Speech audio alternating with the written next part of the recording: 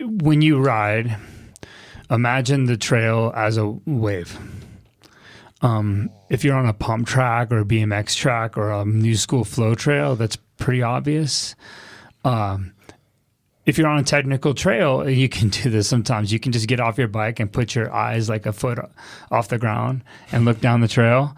You'll see undulations. Even on a, quote, flat fire road, there's always something going on, right? So we'll use the example of two rollers, like say they're 15 feet apart, let's say. 14 inches tall, 15 feet apart.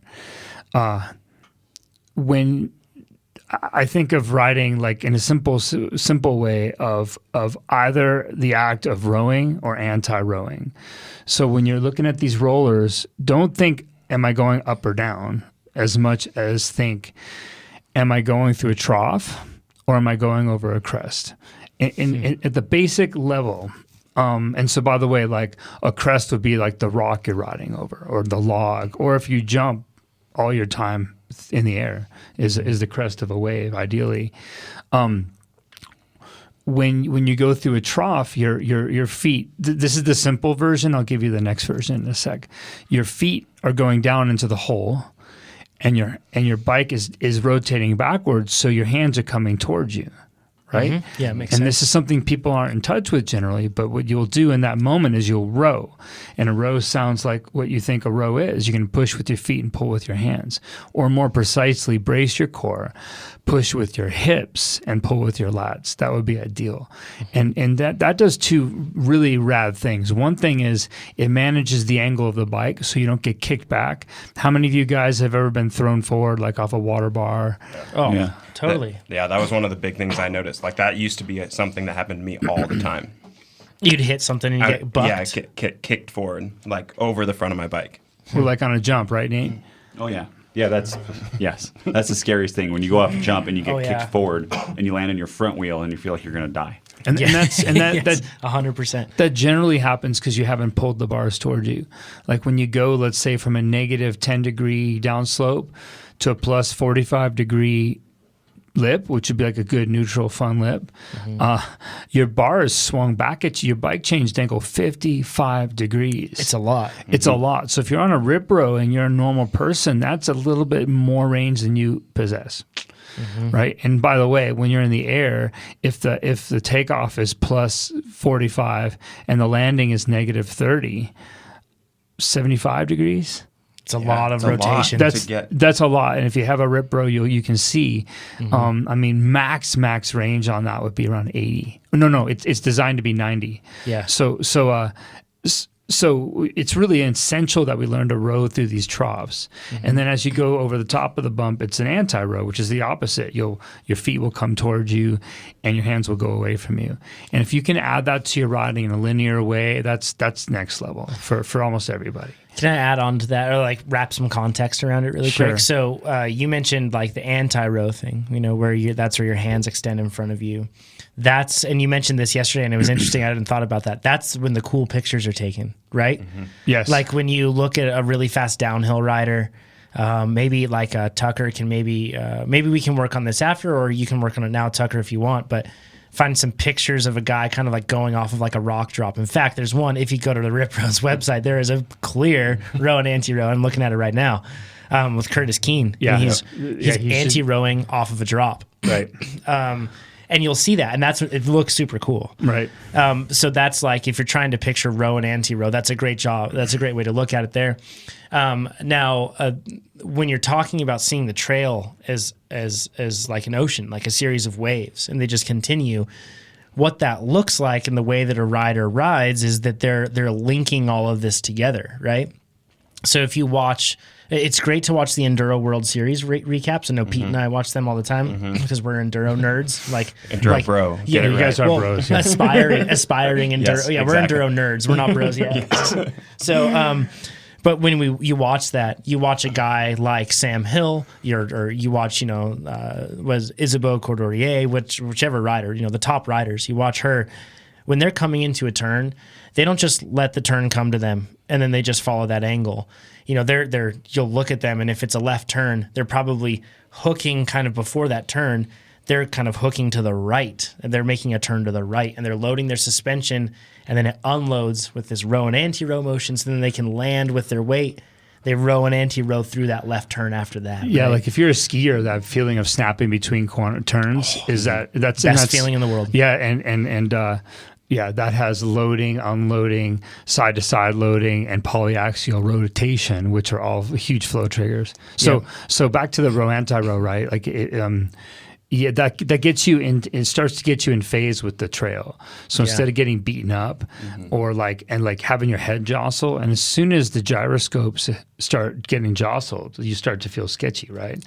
So so true. So that's basic row anti-row. At the next, and that's what we talked about when I was here last. The new addition was, and everybody envision this. It's actually on my Facebook if you want to. Yeah, we'll put it in the forum. Tucker, you can look up this picture, because I think the picture really does it justice. I think so. And so basically your hands control the attitude of the bike. So as we talked about, your hands should come back towards you when you're going through a hole, and away from you when you're going over a crest. Yep. So that's the timing of your hands is hole or crest, or trough or crest. At the same time, your feet are tracking the up and down. And if you ski bumps or moguls, it's the same deal. So imagine, you have like a timeline. The timing of your hands and your feet are almost exactly out of phase with each other, which is, it's like so trippy. And a lot of you people have felt this that day. Sometimes when you're just too tired to deal, and you're going over rollers, you can feel this. And what happens when you overlap those two like dynamics is the handlebar has an elliptical path.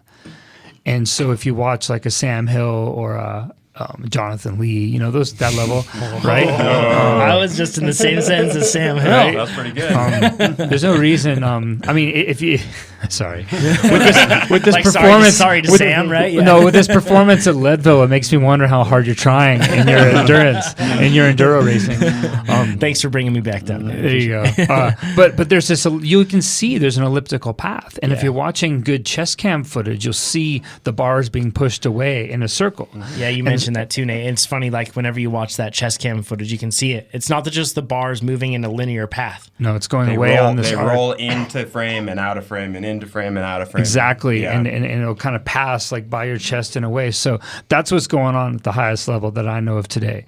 Maybe in 2 years we'll know better, right? Yeah. So we plug that into bumps. And then here, this gets really interesting. And this is the only drill we did yesterday on the bike. And it totally worked on the whole mountain. Like, we ride waves.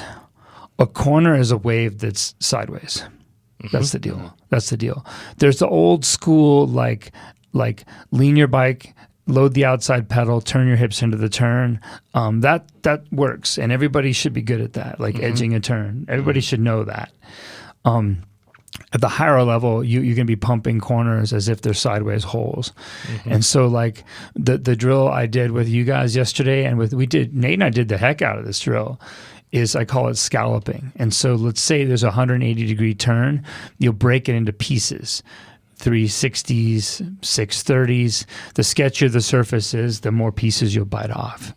And so imagine this left turn, you're going to cup it, and there's like the left phase, that's effectively the trough, and you're going to row through that. And what that's going to do is it's actually going to lever the bike through the turn the way you'd lever a ski through a turn. And then you're going to make like a very slight like correction to the right, and that would be the anti-row, which is the push phase, and you get another row. And so this is what's going on at the highest level. And when you do this, you can propel yourself by turning, which is great. It's amazing. And It also, feels so cool. And also you can generate traction. So we talked about like tire, right? Like with this style, the only limit to your traction is how good your powdering is and how much power you put in. And I've seen all kinds of stuff. We just did a cyclocross camp last week in Boulder doing this, and we're talking about cyclocross tires on a gravelly dirt road. exiting the corner at 20 miles an hour, a 90-degree turn, right? And people not drifting. And if you look at the tracks, it's so total CSI, right? You'll see this like left right wave where the left phase is like a half-inch deep. Mm-hmm. And then the right like phase is weightless and cut into the ground. Yep. Mm-hmm. And you're kind of actually making a berm, right? Mm-hmm. So I hope that makes some sense and you guys can visualize that. Yeah, so in my mind, like, you have the arc of a turn, and if you're scalloping through that turn, what you're going to see is a slight left-right wiggle instead of just a smooth arc through that turn. Exactly. And go ahead. that the reason, like, I consider that to be a master drill and the only one we did yesterday is because it includes cornering at a high level. It includes pumping at a high level.